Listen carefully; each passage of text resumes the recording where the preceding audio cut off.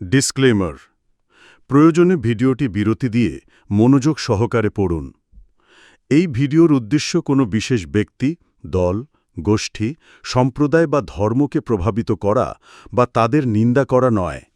আমরা ব্যক্তি আক্রমণে বিশ্বাস করি না এবং কখনোই কাউকে ব্যক্তিগতভাবে আক্রমণ করি না। আমাদের মূল লক্ষ্য হল সমাজের সংস্কার, একটি কুসংস্কার মুক্ত, সুস্থ, সচেতন ও মানবিক সমাজ গঠন।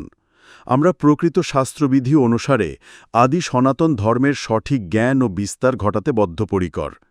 এই ভিডিওতে ব্যবহৃত কোনো শব্দ, বাক্য বা বক্তব্য যদি কারো ভাবাবেগে আঘাত করে থাকে, তাহলে অনুগ্রহ করে জেনে রাখুন তা মোটেই আমাদের উদ্দেশ্য নয়। আমাদের প্রচেষ্টা একমাত্র সত্যকে তুলে ধরা। কারণ আমরা বিশ্বাস করি, সত্য কখনো কখনো তিক্ত হলেও তা গ্রহণযোগ্য হওয়া উচিত। যাদের ধর্মীয় অনুভূতি অতিমাত্রায় সংবেদনশীল কিংবা যারা কঠিন সত্য গ্রহণে দ্বিধান্বিত, তাদের প্রতি আমাদের বিনীত অনুরোধ, আপনারা অনুগ্রহ করে এই ভিডিওটি দেখা থেকে বিরত থাকুন। অন্যথায় ভিডিওর কোনো অংশ আপনার ধর্মীয় বা ব্যক্তিগত অনুভূতিতে আঘাত করলে তার জন্য চ্যানেল কর্তৃপক্ষ কোনোভাবেই দায়ী থাকবে না। ধন্যবাদ। আনতে চ্যানেল কর্তৃপক্ষ। আপনি যদি মনে করেন সনাতন ধর্মকে কেউ বা কারা ধ্বংস করে দিচ্ছে, আপনি যদি মনে করেন সনাতন ধর্মকে রক্ষা করা দরকার, তাহলে আজকের এই ভিডিওটি আপনার জন্য। কারণ আজ আমরা দেখাবো সনাতন ধর্মকে রক্ষা করার নামেই কয়েকজন উগ্রপন্থী কিভাবে সনাতন ধর্মের প্রকৃত হিতৈষীর বিষয়ে কোনো তথ্য ছাড়া ভয়ঙ্কর অভিযোগ করে বসে। আমরা দেখাবো এমন কিছু তথ্য যা হয়তো আপনি আগে কখনো শোনেননি। আমরা দেখাবো একজন মহান সন্তের বিরুদ্ধে প্রকাশ্যে যেসব গুরুতর অভিযোগ করা হয়েছে সেগুলোর বাস্তব অবস্থান কি। আর সবচেয়ে বড় কথা, আমরা দেখাবো সেই তথ্য প্রমাণ যা দেখে আপনিই সিদ্ধান্ত নেবেন কে সনাতন ধর্মের প্রকৃত হিতৈষী আর কারা মুখোশধারী। তাই ভিডিওটি শেষ পর্যন্ত অবশ্যই দেখুন, কারণ মাঝপথে ভিডিও ছেড়ে দিলে হয়তো পুরো সত্যটা আপনার অজানাই থেকে যাবে। নমস্কার দর্শকগণ, স্বাগত জানাই আপনাদেরকে বেঙ্গল ডিকোড চ্যানেলে। দর্শকগণ, আজ আমরা আপনাদেরকে হিন্দু তথা সনাতন ধর্মের পোশাক পরে হিংসা ছড়ানো কিছু অজ্ঞানী মূর্খ ব্যক্তিদের মুখোশ খোলার ব্যবস্থা করেছি, যারা নিজেদেরকে সনাতন ধর্মের রক্ষক বলে দাবি করে আর হিংসা ছড়ায়। আপনারা দেখুন না, এই বইয়ের মধ্যে লেখা আছে যে হিন্দু, মুসলিম, শিখ, ইসাই পৃথক কোনো ধর্ম নাই। এই বিষয়ে কিন্তু তারা কোরআন সম্বন্ধে বা বাইবেল সম্বন্ধে এরা কিন্তু বলতে পারবে না, ক্ষমতা নেই। কিন্তু এই একমাত্র সনাতন ধর্মের ধর্মাবলম্বী মানুষরাই, যারা হিন্দু ধর্মের মানুষ, তারাই কিন্তু সহনশীল মানুষ। তারাই সহ্য করছে বলে আজকে এদের মতো লোক এখনো রাস্তায় ঘুরে বেড়াচ্ছে। অন্য ধর্মের সম্বন্ধে বললে আমাদের ধারণা তাদের চামড়া গুটিয়ে। আরে ভাই, দাঁড়ান, আপনার অনেক গরম দেখছি। আগে তো সন্ত রামপালজি মহারাজের বিষয়ে ভালোভাবে খোঁজ খবর নিন, তারপর না হয় নিজের গরম দেখাবেন আর বিষাক্ত নিঃশ্বাস সমাজে ফেলবেন। আরও শুনুন দর্শকগণ, এই অজ্ঞানী মূর্খ বদমেজাজি লোক কি বলছেন। এই তিনটে বই এই ব্যক্তিরা, এই ব্যক্তি একজন রেপিস্ট, একজন জেলখাটা আসামি। এই ব্যক্তি তার জেলে বসে বসে তার মন মতো সনাতন ধর্মের সম্বন্ধে উল্টো পাল্টায় বইয়ের মধ্যে লিখে সমস্ত কিছু বই ছাপিয়ে এরা, আমাদের ধারণা এরা একটা এনজিওর মাধ্যমে বিদেশি ফান্ড, বিদেশ থেকে টাকা পায়। সেই টাকা নিয়ে এরা যে গোটা সমাজে হিন্দু ধর্ম সম্বন্ধে একটা প্রোপাগান্ডা ছড়িয়ে বেড়াচ্ছে আর সাধারণ মানুষকে বোকা বানিয়ে এই গীতা লিখেছে, গীতা তোমার জ্ঞান অমৃত, এইসব উল্টোপাল্টা বই। শুনলেন দর্শকগণ এই অজ্ঞানী মূর্খের কথা। এই ব্যক্তি কত বড় মূর্খ না হলে সন্ত রামপালজি মহারাজের বিষয়ে এই সমস্ত ভিত্তিহীন, মিথ্যা, আবুল তাবুল কথাগুলোর সত্যতা যাচাই না করে মিডিয়ার সামনে বলতে পারতেন না। যাই হোক, আজ এই ব্যক্তির প্রতিটা কথার জবাব গুছিয়ে দেব। চলুন শুরু করা যাক। দর্শকগণ, সমগ্র বিশ্ব জানে এবং মানে সনাতন ধর্মের বিশালতা, প্রাচীনতা এবং তার আধ্যাত্মিক ভাবধারা। কারণ সনাতন ধর্মের উত্থান সৃষ্টির আদি থেকে ছিল। সনাতন শব্দের অর্থ যার আদি অন্ত কিছুই নেই, সীমাহীন, যা থেকে সব কিছুর সৃষ্টি, সেটাই সনাতন। বৈচিত্র্যের মধ্যেও ঐক্যের শিক্ষা দেয় সনাতন ধর্ম। এখানে সকলের জন্য রয়েছে সম্মান, সহনশীলতা ও সহাবস্থানের বার্তা। বেদ, গীতা, পুরাণ, উপনিষদ এবং বিভিন্ন শাস্ত্রের মাধ্যমে সনাতন ধর্ম মানুষকে আত্মার অমরত্ব ও পরমাত্মার সন্ধানের শিক্ষা দেয়। সনাতন ধর্ম শেখায় যে সমগ্র বিশ্ব একটি পরিবার, বসুধৈব কুটুম্বকম। দর্শকগণ, এই ছিল সনাতন ধর্মের পরিভাষা, আর এটাকেই কালিমালিপ্ত করছে বেশ কিছু উগ্র, অজ্ঞানী, অস্থির মনস্ক লোকজন। এই মূর্খ অজ্ঞানী ব্যক্তি সন্ত রামপালজি মহারাজের জ্ঞানগঙ্গা পুস্তকে লেখা জীব আমাদের জাতি, মানব ধর্ম আমাদের, হিন্দু, মুসলিম, শিখ, ঈসাই পৃথক কোনো ধর্ম নয়, এই কথায় আপত্তি জানাচ্ছে।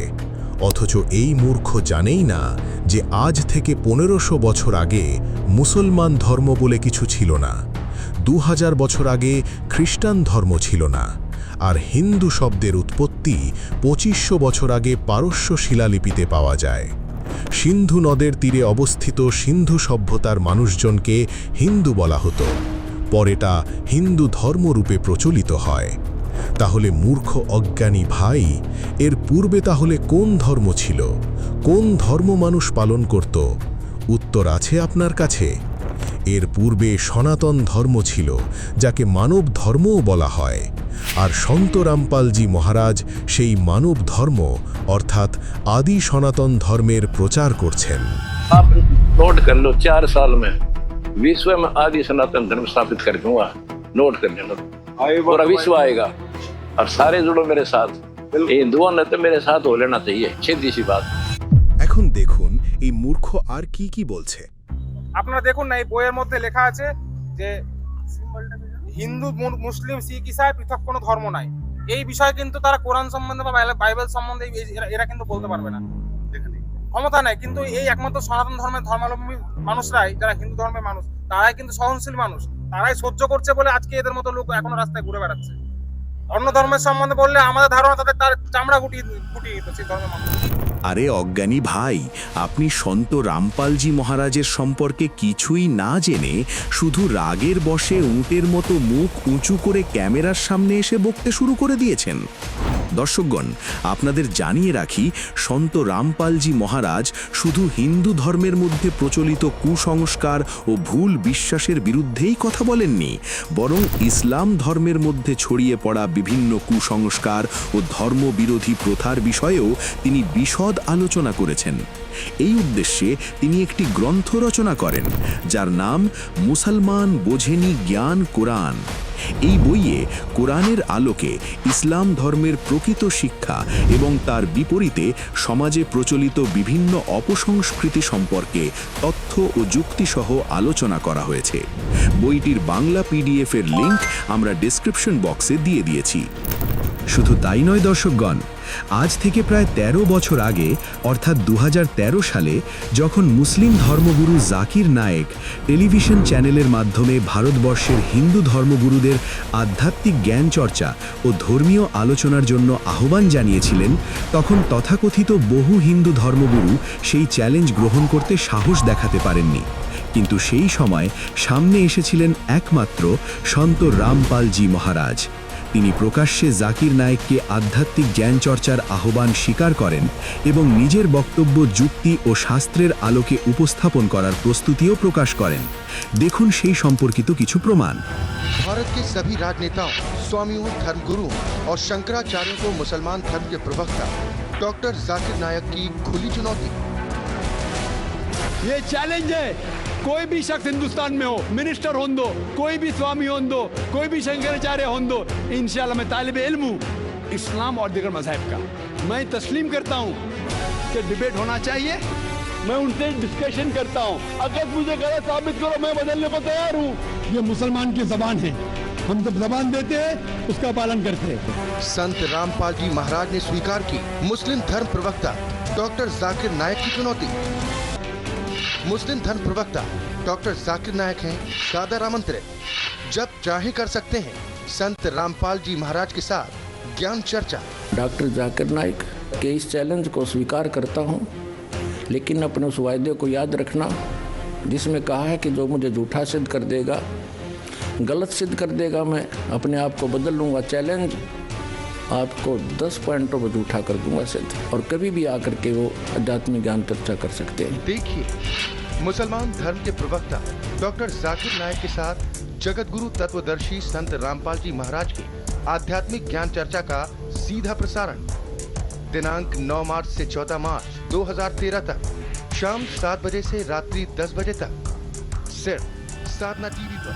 দর্শকগণ, বহুবার বিভিন্ন মাধ্যমে জ্ঞান চর্চার জন্য জাকির নায়েককে আহ্বান জানানো হয়েছিল, কিন্তু তিনি সেই আলোচনায় অংশগ্রহণ করেননি। পরবর্তীতে সন্ত রামপালজি মহারাজের পক্ষ থেকে জাকির নায়েকের বক্তব্য এবং সন্ত রামপালজি মহারাজের বক্তব্য ও বিচারধারার তুলনামূলক বিশ্লেষণ নিয়ে একটি ভিডিও সাধনা চ্যানেলে প্রচার করা হয়। সেই ভিডিওটির লিঙ্কও আমরা ডেসক্রিপশন বক্সে দিয়ে দিয়েছি। অতএব দর্শকগণ, মুসলমান বা খ্রিস্টান ধর্ম সম্পর্কে কিছু বলা যায় না এই ধরনের বক্তব্য যে সম্পূর্ণ ভিত্তিহীন, তারও একটি বাস্তব উদাহরণ আপনারা দেখলেন, এবং এর মাধ্যমেই এই মহামূর্খ ও অজ্ঞান ব্যক্তির বক্তব্যের প্রকৃত সত্যতা এবং তার যুক্তির অসারতা স্পষ্ট হয়ে যায়। দর্শকগণ, এই ব্যক্তি এই বইয়ের লেখক অর্থাৎ সন্ত রামপালজি মহারাজের বিষয়ে সরাসরি কোনো প্রমাণ ছাড়া নিউজ মিডিয়ার সামনে সহজেই বললেন এই শব্দগুলো। এই তিনটে বই এই ব্যক্তিরা এই ব্যক্তি একদম জেল খাটা আসামি। দর্শকগণ, তথ্য প্রমাণ ছাড়া শুধুমাত্র হিংসার বিষ ছড়াচ্ছেন এই ব্যক্তি। এর কাছে না আছে কোনো প্রমাণ, আর নাই বা এই মূর্খ অজ্ঞানী ব্যক্তি সন্ত রামপালজি মহারাজের সম্পর্কে জানেন। এই উগ্র অজ্ঞানী মূর্খকে বলে রাখি, ক্যামেরার সামনে কোনো কিছু বলার আগে ভালো করে খোঁজ খবর করুন, তারপর না হয় বলবেন।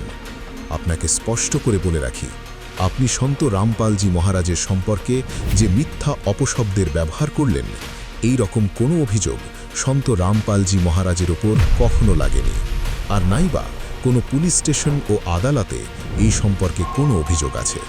আসলে আপনি আপনারই মতো কোনো অজ্ঞানী মূর্খের কাছ থেকে এরকম কিছু শুনে থাকতে পারেন, আর কোনো কিছু সত্য যাচাই না করে আপনি ক্যামেরার সামনে মুখ তুলে দাঁড়িয়ে বিষাক্ত বমি ওগরাতে লাগলেন। আসুন দর্শকগণ, প্রথমে সন্ত রামপালজি মহারাজের উপর কী অভিযোগ করা হয়েছিল সেই সম্পর্কে আপনাদের জানাই। মামলাগুলোর বাস্তব চিত্র। 2006 থেকে 2014 সালের মধ্যে সন্ত রামপালজি মহারাজ এবং তার অনুসারীদের বিরুদ্ধে মিথ্যা ষড়যন্ত্র ও বিদ্বেষবশত একের পর এক 15টি মামলা চাপিয়ে দেওয়া হয়েছিল। উদ্দেশ্য ছিল একটাই, তত্ত্বজ্ঞানকে দমন করা। অজ্ঞানী লোকেরা ভেবেছিল এতগুলো মামলার পাহাড় সেই পরম শক্তিকে চাপা দিয়ে দেবে, কিন্তু সময়ের চাকা এমনভাবে ঘুরল যে সেই মিথ্যার পাহাড় সত্যের এক ফুঁয়েই ধ্বংস হয়ে গেল। আসুন আজ আপনাদের ন্যায় বিচারের সেই চিত্র দেখাই, যা প্রমাণ করে যে আইনও শেষ পর্যন্ত সত্যের সামনে নতমস্তক হয়। একের পর এক দেখুন কিভাবে মিথ্যা অভিযোগের শৃঙ্খল ভেঙে চুরমার হয়ে গেছে। মামলা নম্বর 1, এফআইআর নম্বর 132/2006। ছুরানির কিছু মহন্ত সন্ত রামপালজি মহারাজ এবং তার অনুসারীদের বিরুদ্ধে মারামারির মিথ্যা মামলা দায়ের করেছিলেন। 16 বছর পরে মাননীয় আদালত সন্ত রামপালজি মহারাজ এবং তার অনুসারীদের বেকসুর খালাস অর্থাৎ সম্পূর্ণ নির্দোষ প্রমাণিত হয়ে মুক্তি ঘোষণা করেন।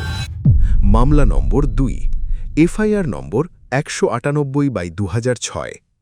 সন্ত রামপালজি মহারাজ এবং তার অনুসারীদের হত্যার মিথ্যা অভিযোগ আনা হয়। 16 বছর পরে 20 ডিসেম্বর 2022 সালে মাননীয় অতিরিক্ত জেলা ও দায়রা বিচারক শ্রী রাকেশ সিং সকলকে বেকসুর খালাস অর্থাৎ সম্পূর্ণ নির্দোষ প্রমাণিত হয়ে মুক্তি দেন। মামলা নম্বর 3, এফআইআর নম্বর 446/2006। জমি জালিয়াতির মিথ্যা অভিযোগ সন্ত রামপালজি মহারাজের বিরুদ্ধে আনা হয়। 12 বছর পরে 1 মে 2018 সালে প্রধান বিচারিক ম্যাজিস্ট্রেট তাঁকে ও তার সকল অনুসারীকে বেকসুর খালাস অর্থাৎ সম্পূর্ণ নির্দোষ প্রমাণিত হয়ে মুক্তি দেন। মামলা নম্বর 4, এফআইআর নম্বর 200/2011। এই মামলায় সন্ত রামপালজি মহারাজ রচিত জ্ঞান গঙ্গা বই নিয়ে প্রশ্ন তোলা হয় এবং ধর্মীয় অনুভূতিতে আঘাত করার অভিযোগ আনা হয়। কিন্তু 20 জুলাই 2017 সালে মাননীয় মধ্যপ্রদেশ হাইকোর্ট তাঁকে ও তার অনুসারীদের বেকসুর খালাস অর্থাৎ সম্পূর্ণ নির্দোষ প্রমাণিত হয়ে মুক্তি দেন। মামলা নম্বর 5, এফআইআর নম্বর 1B/2013 পাঞ্জাবের বঙ্গা সিটিতে বই প্রচারের জন্য দায়ের হওয়া এই মামলায় 31 অক্টোবর 2017 সালে মাননীয় আদালত সকলকে বেকসুর খালাস অর্থাৎ সম্পূর্ণ নির্দোষ প্রমাণিত হয়ে মুক্তি দেন। মামলা নম্বর 6, এফআইআর নম্বর 4/2013 বই প্রচারের জন্য ধর্মীয় অনুভূতিতে আঘাত করার অভিযোগ আনা হয়েছিল। 4 মার্চ 2022 সালে মাননীয় আদালত সন্ত রামপালজি মহারাজকে ডিসচার্জ করেন অর্থাৎ অভিযোগ থেকে সম্পূর্ণ অব্যাহতি। মামলা নম্বর 7, এফআইআর নম্বর 427/2014 সন্ত রামপালজি মহারাজ এবং তার অনুসারীদের বিরুদ্ধে সৎসঙ্গে আসা লোকদের জিম্মি রাখার অভিযোগ আনা হয়। 29 অগস্ট 2017 সালে আদালত সকলকে বেকসুর খালাস অর্থাৎ সম্পূর্ণ নির্দোষ প্রমাণিত হয়ে মুক্তি দেন। মামলা নম্বর 8, এফআইআর নম্বর 426/2014 অভিযোগ ছিল তারা সরকারি কর্মচারীদের কর্তব্য পালনে বাধা দিয়েছেন। পুলিশ এই অভিযোগ প্রমাণ করতে পারেনি এবং 29 অগস্ট 2017 সালে আদালত সকলকে বেকসুর খালাস অর্থাৎ সম্পূর্ণ নির্দোষ প্রমাণিত হয়ে মুক্তি দেন। মামলা নম্বর 9, এফআইআর নম্বর 200/2016 এএসআই জয় সিংয়ের অভিযোগে এই মামলা দায়ের করা হয়েছিল। অভিযোগ ছিল বালক গ্রামে বই ও পুস্তিকা বিতরণ করা হয়েছে। হিসার আদালত সকলকে ডিসচার্জ করে অর্থাৎ অভিযোগ থেকে সম্পূর্ণ অব্যাহতি। মামলা নম্বর 10, এফআইআর নম্বর 443/2014 এই মামলাতেও সন্ত রামপালজি মহারাজ এবং তার অনুসারীরা মাননীয় আদালতের দ্বারা বেকসুর খালাসপ্রাপ্ত হন অর্থাৎ সম্পূর্ণ নির্দোষ প্রমাণিত হয়ে মুক্তি পান। মামলা নম্বর 11, ডিসপেন্সারি সংক্রান্ত মামলাতেও সন্ত রামপালজি মহারাজ এবং তার অনুসারীরা বেকসুর খালাস অর্থাৎ সম্পূর্ণ নির্দোষ প্রমাণিত হয়ে মুক্তি পান। মামলা নম্বর 12, ছিন্দওয়ারা বই সেবা মামলাতেও সন্ত রামপালজি মহারাজের অনুসারীরা বেকসুর খালাস অর্থাৎ সম্পূর্ণ নির্দোষ প্রমাণিত হয়ে মুক্তি পান। মামলা নম্বর 13, এফআইআর নম্বর 428/2014 এই মামলাটি এখনও বিচারাধীন রয়েছে। মামলা নম্বর 14 ও 15, এফআইআর নম্বর 429/2014 এবং এফআইআর নম্বর 430/2014 এই মামলাগুলিতে জেলা আদালত সাজা ঘোষণা করেছিল কিন্তু মাননীয় পাঞ্জাব ও হরিয়ানা হাইকোর্ট সেই সাজা স্থগিত করেছেন। দর্শকগণ, এই ছিল সন্ত রামপালজি মহারাজের ওপর হওয়া মামলাগুলোর সম্পূর্ণ তথ্য। আপনারা দেখলেন এর মধ্যে কোথাও কোনো দুষ্কর্মের অভিযোগের উল্লেখ নেই, অথচ এই অজ্ঞ ব্যক্তি হয় নিজেকে আদালতের চেয়ে বড় মনে করে অথবা সমাজে বিদ্বেষ ও বিভাজন ছড়ানোর উদ্দেশ্যে এমন ভিত্তিহীন কথা বলছেন। আর হ্যাঁ, এই ব্যক্তিকে জানিয়ে রাখি, বর্তমানে সন্ত রামপালজি মহারাজ তার আশ্রম ধানানা ধামে অবস্থান করছেন। তাকে সম্মান জানাতে কৃষক সমাজ থেকে শুরু করে বিভিন্ন বিশিষ্ট ব্যক্তি প্রতিদিন তার আশ্রমে আসছেন। দেখুন তার এক ঝলক। इतना सम्मान कर दिया जो 70 सालों में सरकार नहीं कर पाई। किसान और मजदूर के नाम पर सरकार बनी इस देश में बहुत गणी, लेकिन जो उनकी जरूरत थी वो कोई नहीं कर पाया। आपने किया है, आप भगवान हो। मैं दास हूं ना आप पे सरकारों ने देशद्रोह के मुकदमे लगाए, आपको कितना प्रताड़ित किया है। आप देशद्रोह के हकदार नहीं हो, आप देश की धरोहर हो। आप वाह भाई वाह। चांद से प्यारी चांदनी और चांदनी से प्यारी रात, रात से प्यारी जिंदगी, जिंदगी से प्यारे गुरु जी आप।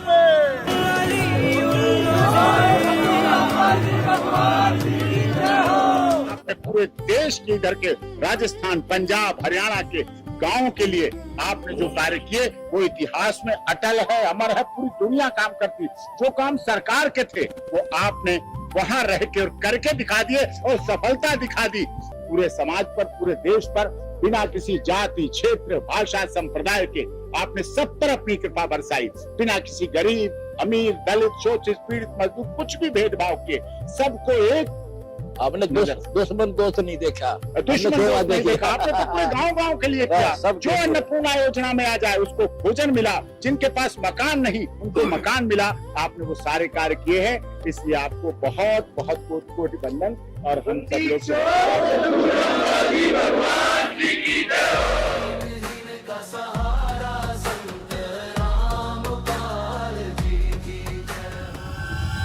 জ্ঞান গঙ্গা বই নিয়ে বিতর্ক। এখন আসি এই বিতর্কিত পুস্তক জ্ঞান গঙ্গা বা গীতা তোমার জ্ঞান অমৃত এর বিষয়ে।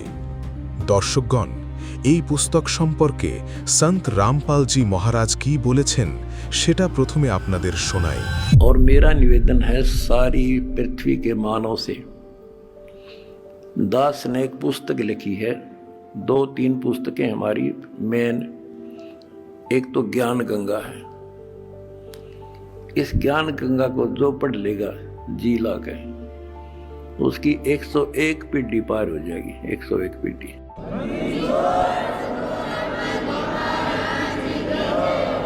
ये सारा ज्ञान कति मेरी आत्मा समझ लेना हो, ज्ञान गंगा ऐसे गजब तरीके से तैयार कर रखी है, जब इंसान होगा निष्पक्ष भाव से पढ़ लेगा वो और बताता फिरेगा।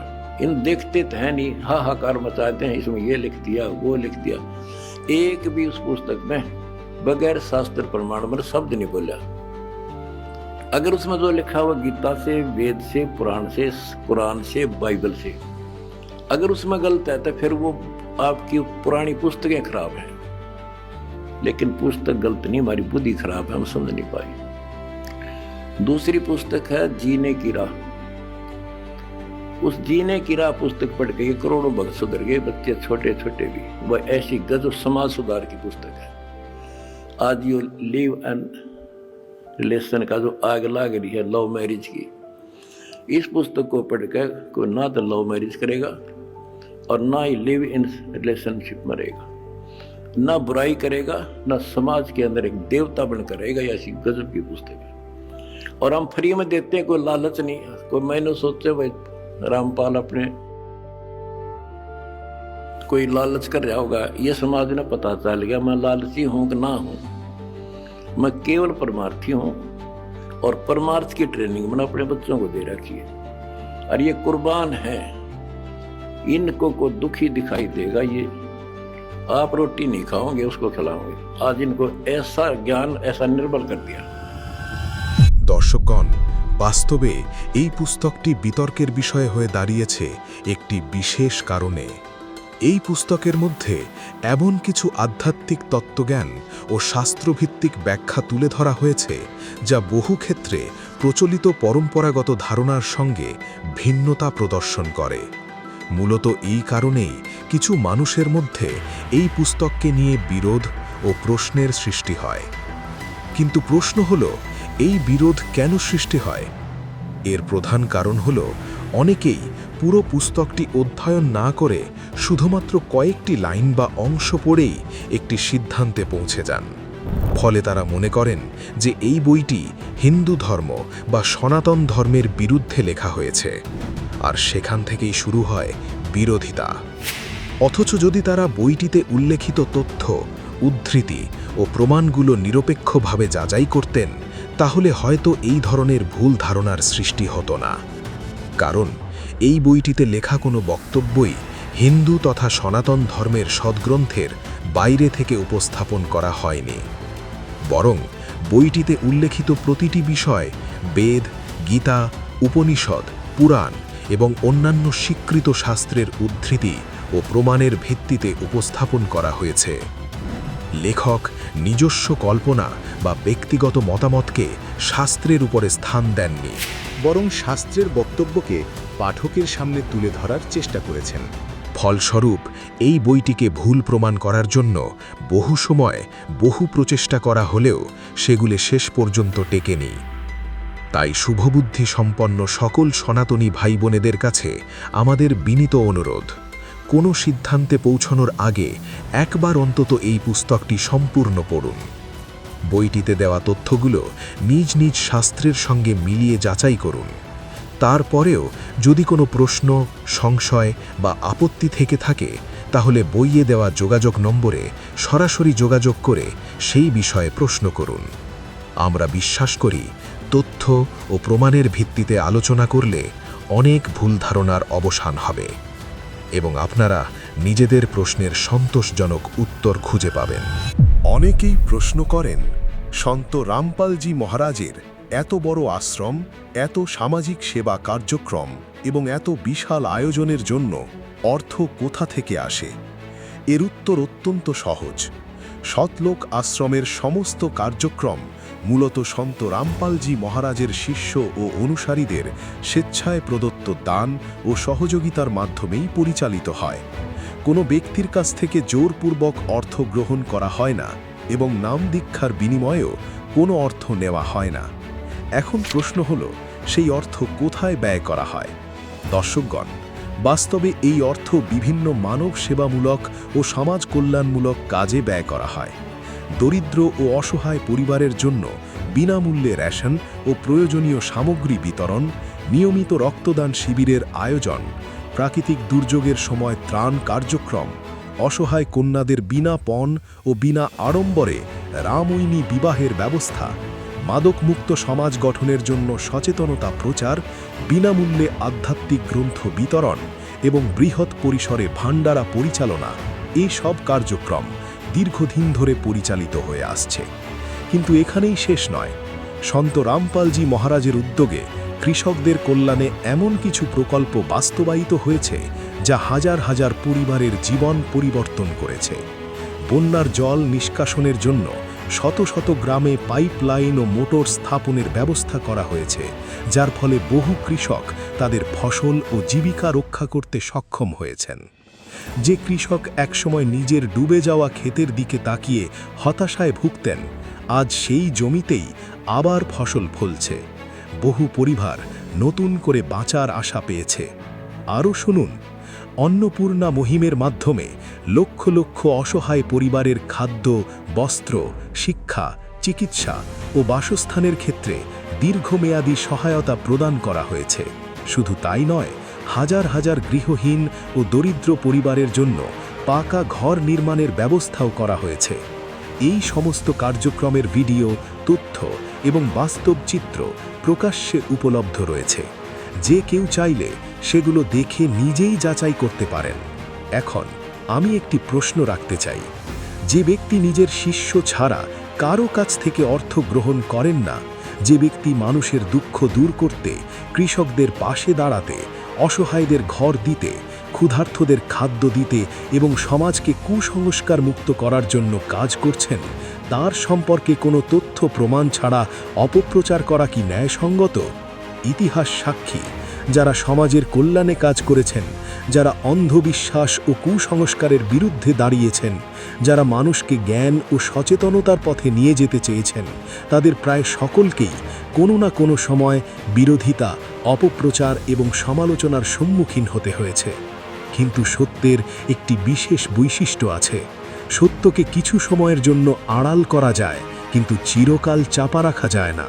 তাই আমাদের বিনীত অনুরোধ, কোনো ব্যক্তি সম্পর্কে অন্যের কথায় বিশ্বাস করার আগে তার কাজগুলো দেখুন, তার শিক্ষা শুনুন, তার কার্যক্রম যাচাই করুন, তারপর নিজের বিবেক ও বিচার বুদ্ধি দিয়ে সিদ্ধান্ত নিন। কারণ শেষ পর্যন্ত মানুষকে বিচার করা উচিত তার বিরুদ্ধে ছড়ানো গুজব দিয়ে নয়, বরং তার কর্ম ও সমাজের প্রতি অবদানের মাধ্যমে। ধন্যবাদ।